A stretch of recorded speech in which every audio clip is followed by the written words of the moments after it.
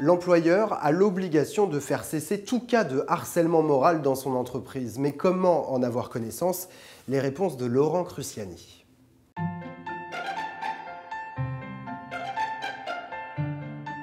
Bonjour Laurent. Bonjour Thibault. Alors expliquez-nous, qu'est-ce qu'une procédure de veille harcèlement moral et pourquoi faut-il la mettre en place? Alors une procédure de veille harcèlement moral, c'est simplement une procédure par laquelle des salariés vont remonter à leur employeur des faits qui pourraient être qualifiés, le cas échéant, de harcèlement moral pour que l'employeur puisse vérifier et agir.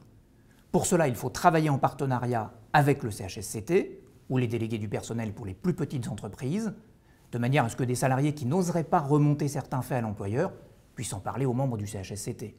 Deux intérêts à cette procédure. Premier intérêt, immédiatement protéger la victime.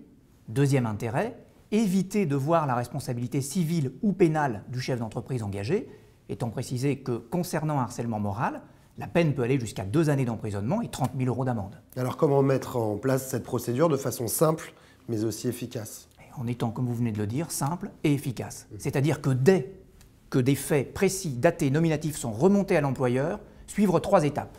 Étape 1, première réunion avec le CHSCT pour choisir les membres du CHSCT qui iront enquêter sur place avec la DRH et écrire les questions qui seront posées à l'occasion de l'enquête.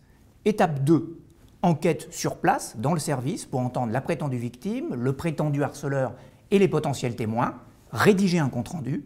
Étape 3, seconde réunion avec le CHSCT pour arbitrer si oui ou non il y a harcèlement moral et légitimer la sanction que devra prendre alors l'employeur. Alors comment s'assurer de la bonne application de cette procédure vis-à-vis surtout des salariés?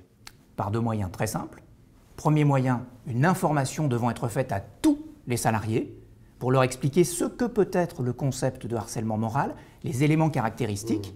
Étape 2, une formation avec tous les encadrants, tous les managers de l'entreprise pour que ceux-ci puissent expliquer à leurs collaborateurs le process de veille qui, s'il est correctement expliqué, sera nécessairement correctement appliqué par les salariés. Merci beaucoup Laurent. Merci à vous.